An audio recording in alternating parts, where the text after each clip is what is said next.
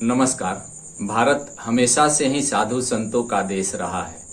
भारत के साधु संत या महात्मा कहें, संसार में अपनी प्रसिद्धि हासिल की है। ऐसे ही एक महात्मा थे विशंभर मिश्र। मैं विशंभर मिश्र इसलिए कह रहा हूँ क्योंकि चैतन्य महाप्रभु का बचपन का नाम जो माता पिता ने रखा था वह था विशंभर मिश्र। उन्हें निमाई भी कहा जाता है। नीम के पेड़ के नीचे उनका जन्म हुआ था, इसलिए उन्हें निमाई भी कहा जाता है। खास बात यह है कि आज से लगभग 500 साल पहले चैतन्य महाप्रभु ने हरि कीर्तन का नींव रखा था, जिसे आज हम लोग हरे राम राम राम हरे हरे या हरे कृष्ण कृष्ण कृष्ण हरे हरे कहते हैं। हरि कीर्तन उसे चैतन्य महाप्रभु ने आज से लगभग 500 साल पहले शुरू की थी। आज के वीडियो में मैं चैतन्य महाप्रभु के बचपन से लेकर जन्म से लेकर मृत्यु तक की बात करूंगा।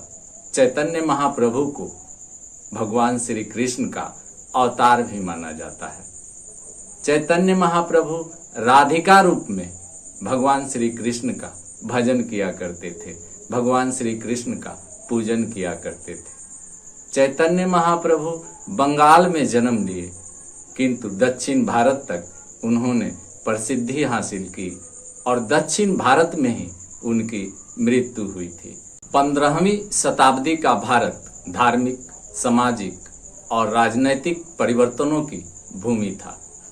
एक ओर मुगल आक्रांताओं के बढ़ते प्रभाव के कारण भारतीय जनमानस तनावग्रस्त था, वहीं दूसरी ओर भक्ति आंदोलन एक नवीन आशा की किरण बनकर उभरा। इस आंदोलन में अनेक संतों ने भाग लिया, किंतु बंगाल की भूमि पर एक ऐसा अद्वितीय संत जन्मा जिसने वैष्णव भक्ति को नए रूप में स्थापित किया। वह संत थे श्री चैतन्य महाप्रभु, जिन्हें श्री कृष्ण का अवतार भी माना जाता है। उनका जीवन, शिक्षाएं और भक्तिपूर्ण आंदोलन भारतीय धार्मिक चेतना का उज्जवल अध्याय है। जन्म 18 फरवरी 1486 ईस्वी, फाल्गुन पूर्णिमा, स्थान नवद्वीप, नादिया जिला, बंगाल, वर्तमान पश्चिम बंगाल में हुआ था।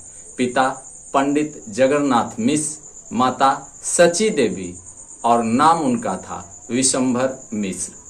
उपनाम निमाई अर्थात नीम के पेड़ के नीचे जन्म के कारण उन्हें निमाई भी कहा जाता है।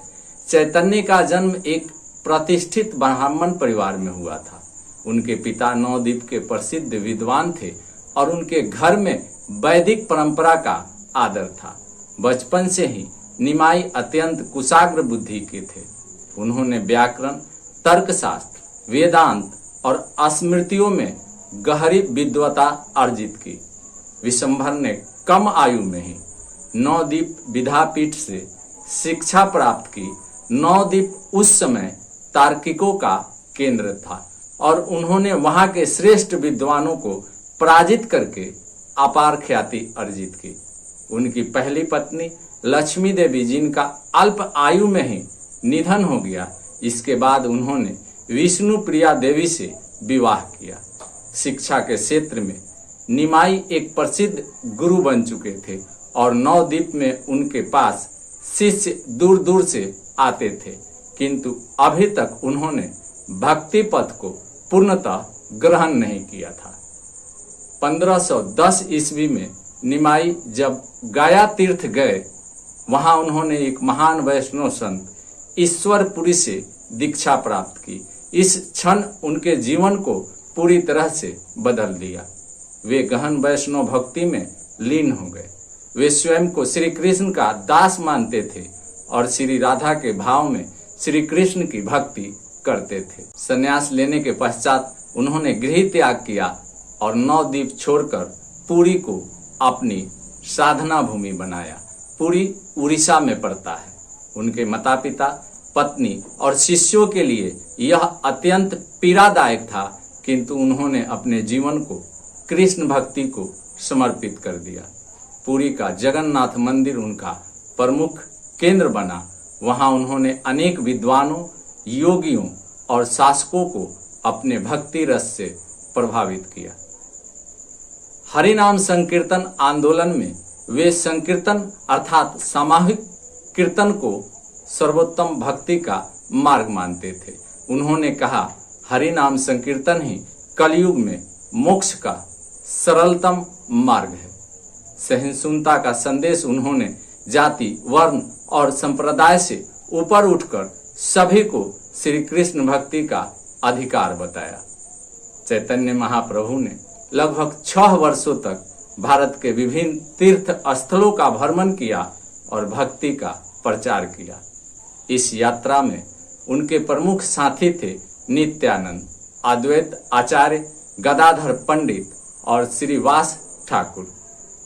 दक्षिण भारत की यात्रा 1510 से 1512 ईस्वी में उन्होंने मदुरै, श्रीरंगम, कांचीपुरम, तिरुपति, कुरुक्षेत्र, गोविंदराज और मेलुकुटु जैसे स्थानों पर वैष्णव संप्रदाय के संतों से भेंट की। वे मथुरा, वृंदावन, गोवर्धन आदि में श्री कृष्ण लीला स्थलों की यात्रा करते हुए दिव्य भाव में लीन हो गए।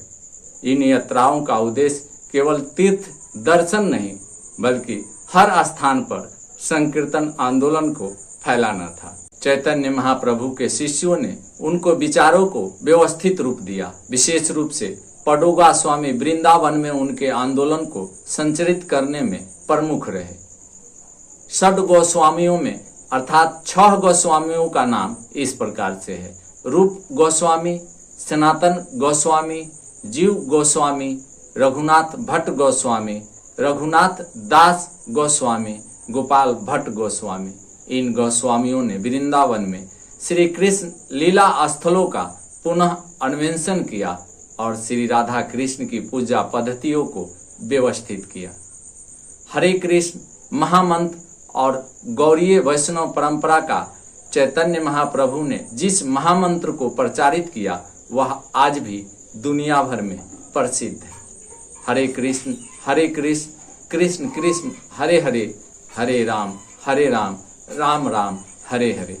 इस मंत्र को बाद में इस्कॉन संस्था ने 20वीं सदी में वैश्विक स्तर पर लोकप्रिय किया।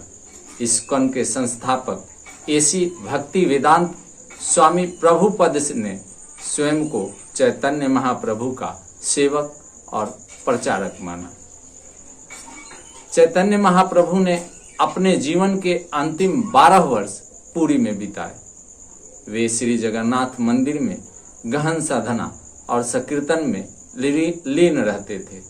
उनका मन श्री राधा के भाव में श्री कृष्ण को पाने की तरफ में विलीन हो गया। 1534 या 1536 ईस्वी में उनका मृत्यु हुआ। मृत्यु के लेकर विवाद है। स्थान पुरी, उड़ीसा। कहा जाता है कि वे महाप्रभु जगन्नाथ जी में समाहित हो गए। चैतन्य महाप्रभु के ऐतिहासिक साक्ष्य अगर आप देखें तो कई दस्तावेज मिलते हैं। उनके जीवन का वर्णन उनके समकालीन भक्तों और बाद के शिष्यों द्वारा लिखित ग्रंथों में मिलता है। प्रमुख ग्रंथ है चैतन्य चरितामृत। कृष्णदास कविराज गोस्वामी द्वारा यह किताब रचित है। दूसरा है चैतन्य भागवत। वृंदावन दास ठाकुर द्वारा यह किताब रचित है। और तीसरा है चैतन्य मंगल। लोचन दास द्वारा ये सभी ग्रंथ उनके जीवन, लीला और उपदेशों का सजीव चित्रण करते हैं।